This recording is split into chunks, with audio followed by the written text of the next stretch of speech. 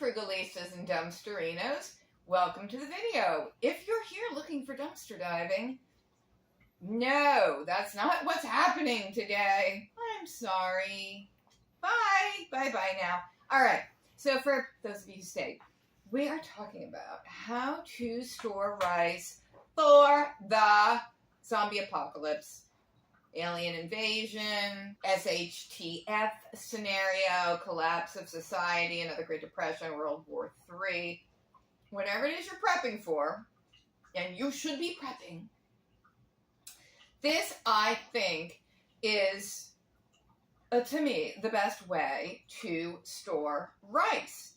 Basically in a big soda bottle. So I think most people who get interested in prepping start by trying to create a little stockpile of food.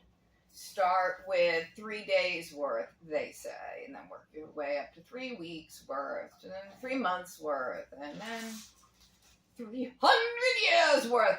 No, that would be a lot. So a lot of people start with affordable things that also store really well, like rice and beans. Recently at our local big grocery store chain, they had a sale on these 20-pound bags of rice. Now, I remember a few years ago, before the pandemic, you could get a 20-pound bag of rice at Walmart for just under $10. And now a 20-pound bag of rice at Walmart is considerably more than that. So these went on sale at the normal grocery store for, I think it was like $7.99 or $7.69. I think it was under $8 a bag. $7.59? I forget. But I remember the number 7 being in there and thinking, oh my gosh, that's less than Walmart's old price. I was so excited. So I got 4 bags. And the first thing you do when you bring a grain home that you're going to store for long term is put it in the freezer for a few days, because you want to make sure that you kill any bug, anything in there, any bug, anything. Because remember, where things are grown, rice is grown in the ground. It's stored in big storage things. And I mean, it's not sterilized or anything, though it looks quite nice.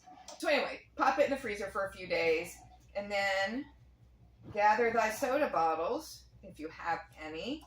I like to tap it as we go along to kind of pack it down there as much as possible, and then as it gets fuller, I squeeze it, and that kind of makes it shift downward. I just like to pack as much in as I can. Each 20-pound bag of rice will fill 5 2-liter soda bottles. Okay? So each soda bottle will have about 4 pounds of rice in it. Now, I don't think you have to do this, but I do because I have them. You don't have to put in an oxygen absorber in there, but I have them from, those are little oxygen absorber packets. I have them because they come with the mylar bags, which, like anything else, one buys off Amazon. So with each bottle of rice, I do take a little oxygen absorbing packet and shove it in there. This one has it down at the bottom, actually, so I could put another one in there. I'll show you those in a sec, because they are another great way to store grains and dry foods, dry goods. So anyway, you need a funnel for this. I could use one that's a little bit bigger on top, but you're not in too big a hurry. You know, you just fill it. You just fill it with rice. It's pretty simple. Probably be a good thing for kids to do, you know? So as it gets to the top, then you just like tap, tap, tap, tap, tap. You want to pack it down as much as possible so you get as much rice in there as you can, and so you don't have air in there. So it is amazing how much it settles and how much you can fit in. And when you have it all full, you just cap it, right on the bottle, rice, the date if you want. Put it with all the rest of your prepper pantry supplies. Prepper pantry. Now, I know some of you are preppers, and I know some of you are not. And I think that some people do think prepping is crazy. And if you're of that ilk, let me just say, I bet you prep in ways that you don't even realize, because it's prudent to be prepared.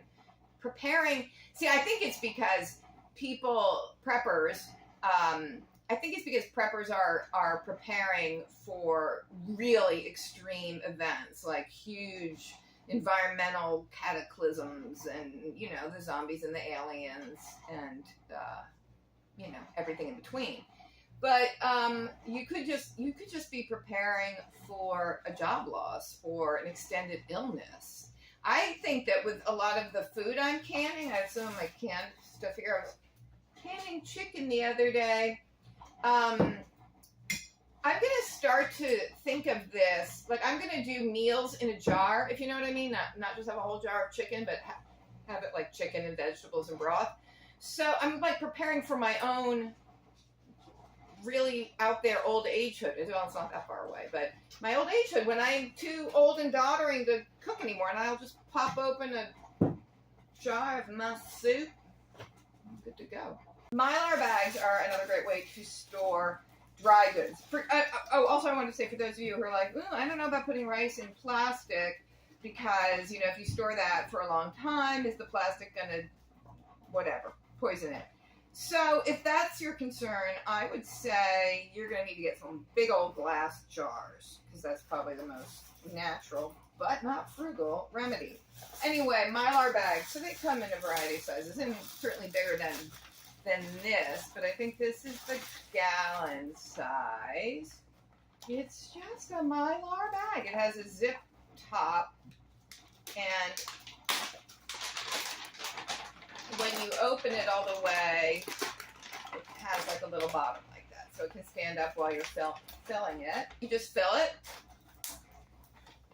do the zipper across the top, and then you, on a not super hot setting, but with an iron, not super low either, you iron across the top. I'll show you that in a sec, because I have some of these upstairs by iron ready to go. So they have the gallon size, and in them with the food, you put the oxygen absorbing packets, because that's what helps the food stay fresh. Last time I got these, I got like this kind of variety pack. So I think this is the, I want to say quart size. I don't know if it's like the quart or it's the 2 cup, or except this looks more like a 2 cup. This is a pint size, I think.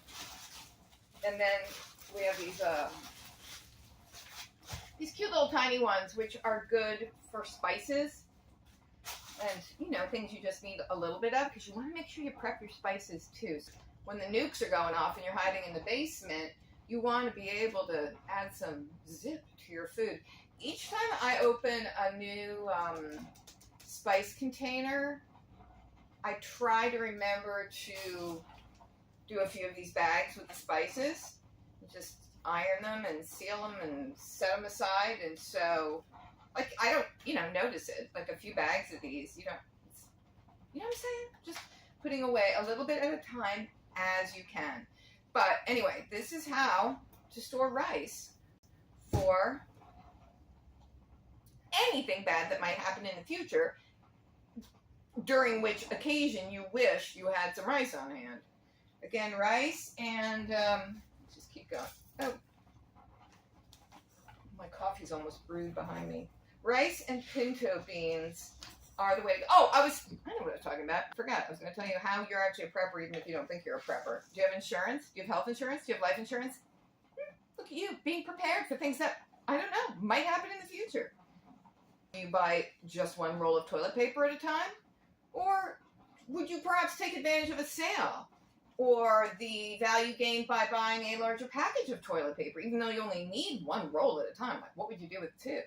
What would you do with 2? Where would you put them? How would you hold them? Like, but you know that in the future something's going to happen and you're going to need more toilet paper. So, and that's the thing too with prepping, because, you know, I find it financially difficult trying to stock a prepper pantry. That's why I love when we dumpster dive and I find things that I can put right in the prepper pantry. Love that, love that. Free prepper pantry stuff is the best.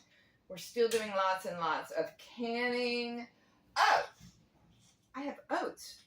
I'll show you how you can put oats into a Mylar bag. All right, what would you fit in? You'll more than easily fit in that size. Can I jam you into this size? I don't know. Let's see. I don't know. we'll find out. Take one of our oxygen absorbers, pop it in there. Open up our oats, which I actually did put in the freezer for a while because I forgot about it, but put it in the freezer for a while to make sure, you know, there's no bug larvae or anything. And you really, really, really, if you want to store your grains for a while, you really do need to pop them in the freezer first. I mean, I've lost rice to moths, and it was quite discouraging. Well, that actually fits just fine, even with a little extra space at the top. So push out whatever air we can, and you'll see after you iron a bag to shut it, if you ever do this, the oxygen absorber in there it'll absorb what little air is still in there that I didn't squeeze out, and the bag will start to like suck in, and then that, you know, things are going. And then we're just gonna write oatmeal, and then we're gonna write 7-24 because it's July of 24, and then I'll know when I put this in the bag. All this mylar bag information is just extra good bonus material because the video is really all about the rice and how to store the rice for the zombie apocalypse. Why wouldn't you just store the rice in the bag it came in, you might be asking? In my experience, bugs can get in. Bugs can chew through the plastic. I mean, when I've gotten moths in stuff none of the bags were open, but they are in there. Flour, barley, pasta, granola bars. I make homemade muesli because that is much more affordable than buying muesli in the store. You know, grainy things. You know what I'm talking about, grainy things. Oh, I also have some really sad news to share. So, you know, for those of you who watched my last garden update video, I showed you the apples on the apple tree out back. I was so excited because all of a sudden there were apples. I went back there this morning. There's not any of those. Every single one of those apples is completely gone. Like gone. And then Frugal Daddy's comment is, and there aren't even any apple cores on the ground. And I was like, I don't think squirrels leave the core behind. I think animals just kind of chunk their way through the whole thing. I assume it had something to do with squirrels. Possibly raccoons. I know they need to eat too. Everybody loves fruit. But it was really disappointing. The pears and the peaches are still out there growing. And the figs, same little tiny green danglers that they are. They're not, you know. Like also any food that comes in a cardboard box, you know, like a box of pasta. Like I wouldn't just put a box of pasta. Well, first of all, I wouldn't put a box of pasta in my basement because it's just going to absorb all the disgustingness, all the evil of the basement is going to get absorbed in there. So I want to get the pasta out of the box and into one of these bags. A lot of people then put the bags in, you know, big tote bins and put lids on. So, you know, all the rats in your basement can't then get at the food. Though I think, honestly, a rat could probably chew through one of those storage bins. Ooh, you want to see something weird and creepy? But wait, you don't get the weird thing until the very end. Now we're upstairs in the bathroom and we're going to iron a mylar bag shut. I'm glad we're doing this because these bags have been waiting for a little while up here for me to get to, plus the ironing of some tablecloths, cloth napkins, you know, the kind of thing. So even though it's 4 million degrees upstairs, hey, yeah, I'm going to iron. There's my super cool iron. And I'm just trying to show you that I don't have it turned all the way to its hottest setting. Does anybody still test if the iron's hot by licking their finger? Ooh, sizzling. So basically, you just have your bag of whatever, confection or sugar. Put it on your ironing board and just iron the edge. If it's too hot, you kind of get the sense that it's like melting a little too much, a little too fast. But this setting, which is kind of like low for cotton, high for wool type of a setting, seems to work pretty well. So basically, it just, yeah, it's kind of hot, but it just, you know, it seals it. And then I always flip it over to the other side, even though I don't think it really needs it, but I just want to be thorough. I have stovetop stuffing mix in here. I didn't want to keep things in cardboard packages or paper packages because I just think it's too easy for bugs to get into that and for moisture to get in. So that's why I just opened a whole bunch of stovetop stuffing packets and just put them all in here together. So mylar bags are great for dry things. Of course, canning, you know, canning is the bomb.com, obviously. And I can't believe you said that. Better to have it and not need it than need it and not have it. Okay, you want to see the weird thing now? Here we go. And yes, by the way, I do prep for the animals too. So when I bring home a big bag of dried crunchy cat food, for example, I might put some in a mylar bag and seal it up and just tuck it away for in case someday. And I've also canned foods for the cats and dogs, like different, you know, when you're canning whatever you're canning, chicken or something, and you have things that you really don't want in the human consuming chicken, but you know that your animals would be super psyched for it if they need a meal. So it's, you know, all the little like bits and skin and weird little, you know, the parts you give to dogs. But I've made dog and cat food, and so yeah, you have to prep for your animals too, because when disaster strikes, they're counting on you. I need to block out the sun with my enormity. Look at this. Look at this creepy giant.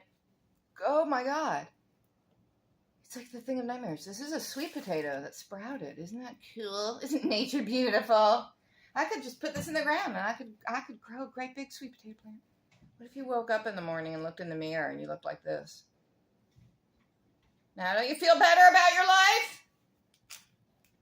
Well, thanks for watching Frugalistas and Dumpster. I'll see you again soon. Take care. Love you. Bye. Subscribe, like, share, comment below. No. Skidoodle.